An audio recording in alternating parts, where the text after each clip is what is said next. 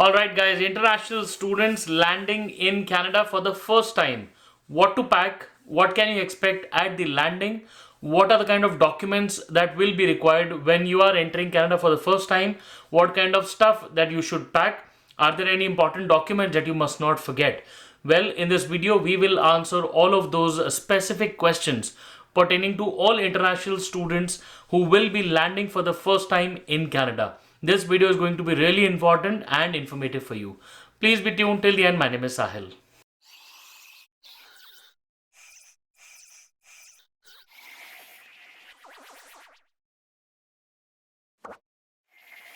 Guys, welcome back once again. My name is Sahil and I'm a regulated Canadian immigration consultant and I practice in Ontario. My office is here. If you have to get in touch with me, my number is on the screen and the details are there in the description box. More than happy to connect with you. Before we proceed any further, please make sure that you hit the subscribe button and the bell icon because we talk a lot about Canadian immigration. And if you are an aspirant of coming to Canada, then this is the channel that you must be subscribed to all the time. So guys, this video is 100% dedicated towards international students because we do a lot of study visas, and then all those students, all the youngsters and people who could be mature students as well have the same question when they're landing in Canada for the first time. Sahil, what to pack? What documents are really important? What documents will I be required at the time of entering, at the time of facing the immigration officer? What exactly is going to be there? Like, what is the part of the immigration landing, or maybe landing in Canada as an international student for the first time? What to pack, what not?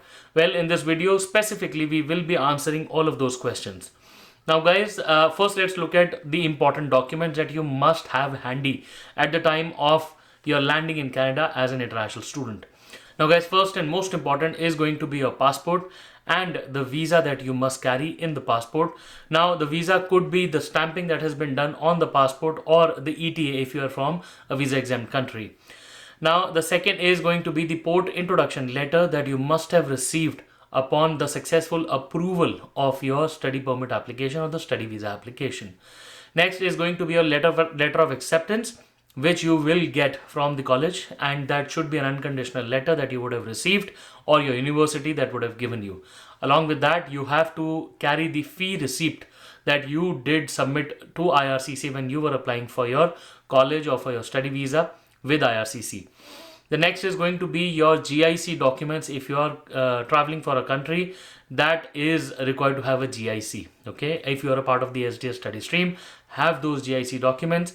Also have that account opening and probably take that appointment as well about when you're going to land in Canada. So have those GIC documents, and if you can, carry any UTR receipt or anything that confirmed that you sent money in that GIC account.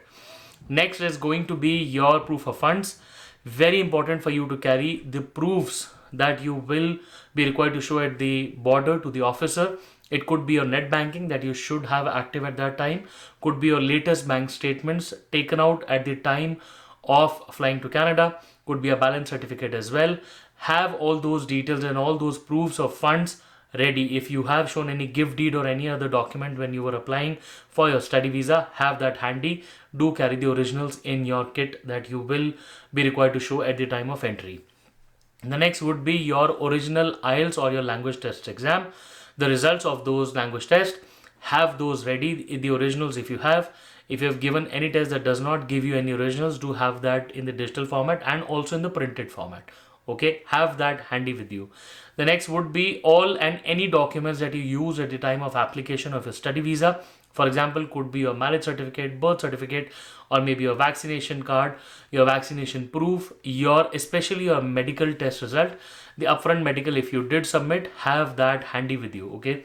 Apart from that, you should have your health insurance, which you would have taken, or probably the college or your university would be providing if you have already been enrolled, if all of that has been done, or probably that health insurance will be given to you in the future. Have those records. If you have enrolled into anything, have those handy. All of these will become very handy. Do carry the digital copies and the printed copies or the originals if you can, have them handy. Now, when it comes to your education documents, it is advisable that you do carry the originals if you can. Otherwise, do carry copies like the photocopies or Xerox copies and carry them in color prints if you can, right? If you don't want to carry the originals, that's going to be absolutely fine. but we do recommend you do, because once you come to Canada, you might not have the right place to keep them in safekeeping, so they can follow later. The other important documents would include an ArriveCAN receipt or the ArriveCAN confirmation that you would have done on your phone. If you can, carry a printout of that as well, because at the time of landing, what if your phone is not having the appropriate battery, if you don't have access to the internet? In that case, you would want to have that ArriveCAN handy in your phone. Apart from that would be your COVID test results if that is required. Now, the requirements keep on changing.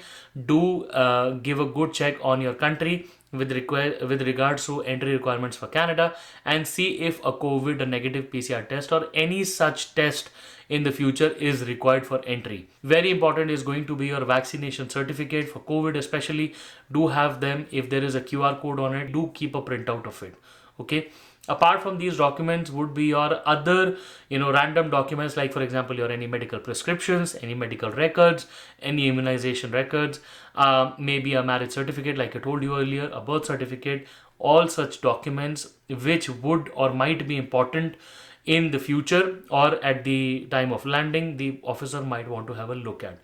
Now, like I said, carry the digital copies and the printed copies, have them in a file and keep them in your suitcase or any handy like a backpack, so that you can access them right away if the officer wants to have a look at it. Guys, it is extremely important for you to carry a couple of dollars, like maybe in cash or forex cards, because when you're traveling, you might not know if you're taking a transit flight.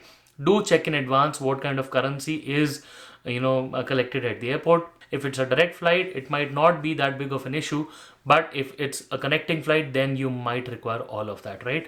So all of this is going to be your first requirement. Please ensure that you pack all of that. Now, what stuff you need to carry, like in terms of packing, we will take at the later end of the video, but let's just walk through as the what is going to be the landing procedure for international students. Now guys, as soon as you land at the airport, as soon as you get out of the aircraft, you will be greeted by the first immigration officer, and the immigration officer might or might not want to see probably stuff like say an ArriveCAN, maybe your passport, your boarding pass, or could be something like your vaccination certificate and stuff like that. Then you will be asked to proceed towards the kiosk where the custom declaration and all those things happen. Now, these are now digital kiosks, or maybe you could have been given a declaration form in the aircraft. Make sure that you fill them well in advance, okay? You will be required to scan your passport at that station, and then after all of that scanning at that digital kiosk is done, you will get a printout of it, right? After that printout, you will proceed towards the immigration officer, and that is your first moment of truth. At the immigration desk, or that officer, the first officer that you meet at the desk will ask you that what is your purpose of stay or what is your purpose of visit to Canada. At that moment, you need to say that you're visiting Canada for the first time as an international student. You should be very clear and precise about it. Then the officer will ask you to proceed to the immigration desk on the other end of that particular zone, and that is when your study permit procedure will start. You will have to get into a separate queue, which another immigration officer will ask you to, and you will start, you'll first have to wait for it, and then you'll proceed towards the dedicated immigration desk. At the immigration desk, you will be asked a couple of questions, and the officer might want to see all of the documents or any of the documents that I just told you, right? Right from your visa to your LOA to, a couple of verbal questions, your proof of funds, anything the officer can ask. If the officer wants to see a proof of it, the officer can ask for proofs, otherwise the officer will go ahead and then print your study permit.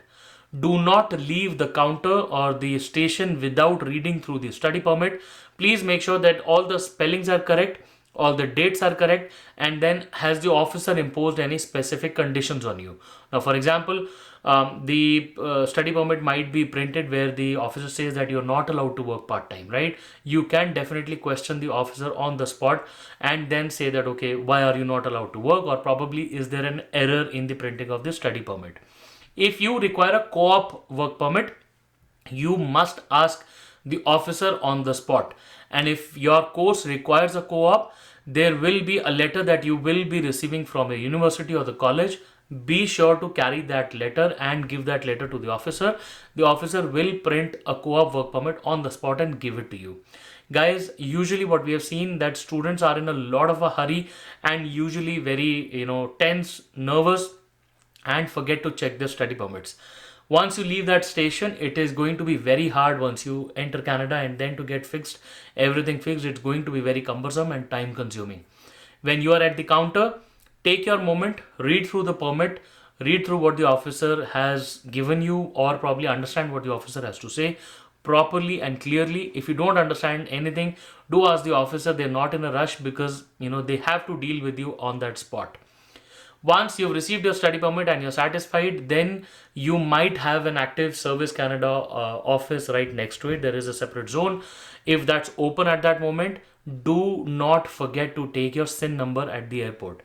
If it's too busy, even then I would recommend that you still wait for it because it's worth the effort. Once you leave, the Toronto airport or any other airport, Service Canada is nowadays are very, very busy. So it is always best and recommended that you get your SIN numbers at the airport. And do not forget to check once again whatever issues there might be on your study permit. Guys, once all of this is done, you will then proceed towards the baggage counter. The belt number will be announced in the aircraft at the time of landing. Pick up all your luggage. Be sure that the luggage is yours. Do not pick up anybody else's luggage. And then there will be the customs counter at the checkout. If you have anything to declare at the customs section, do not forget to declare that. And there you go. Once you exit the airport, welcome to Canada as an international student. Now guys, this is the procedure, and like I told you, the important documents that will be required. But the very important question that students usually ask us is that, Sahil, what should we carry? What should we pack? Well, I would say that nowadays the baggage allowance is very less. Air Canada, I can see that nowadays they're only allowing one bag, whereas they do have some respite for international students. They're allowing them two bags, right? If you can, or if you want to, do buy an extra baggage while you're booking the flight, because if you try to purchase extra baggage at the airport at the time of your departure, that's going to be very, very expensive. But usually two bags at the time of departure are enough for international students to carry whatever they want to. Now there are a couple of basic things that you must carry. Because Canada is a cold country, it's usually very cold here. Do not forget to pack for your upcoming winter months, or the cold of this particular the winter season. The most important thing that you must have, or the thumb rule, is do carry change of clothes, including your uppers, lowers, your undershirts, any of your undergarments, socks, or anything, for at least 8 to 9 days. Because in Canada, people normally are busy and might want to do laundry maybe once a week or maybe twice a week, right? So you must have enough clothes to support yourself during that that lengthy period where you might not be doing laundry. So you want to carry a change of clothes for at least 8 to 9 days. You can then take a call whether you're carrying any jeans or trousers or whatsoever. Have a combination so that you can survive for 8 to 9 days in the event you want to do laundry only once a week. Sometimes landlords or something like that, if you're living in a basement, you might be allowed to do laundry maybe once a week. Or if you're in a hostel, then you can probably change that pattern as in how it's suitable to you. The next thing you should have is basically your medicine. Do not forget to carry all the medicine that is important to you for the next probably a month or so, and carry all the prescriptions, and do see if any medicine that you take is a prescription only medicine in Canada. If it is, right after landing you might have to find a doctor, a suitable doctor, and get it prescribed to you already. Have that arrangements done, because medicines are really hard to find. Do carry your medicines for the initial days if there is something that you take regularly. Apart from this would be your basic electronics. No need to buy any new laptops or phones or anything, because if you have to buy anything new, then it better be in Canada. Do not hesitate in carrying whatever you have from India or any other country that you're traveling from. And if it has to be something that has to be bought new, then you can buy something new in Canada, right?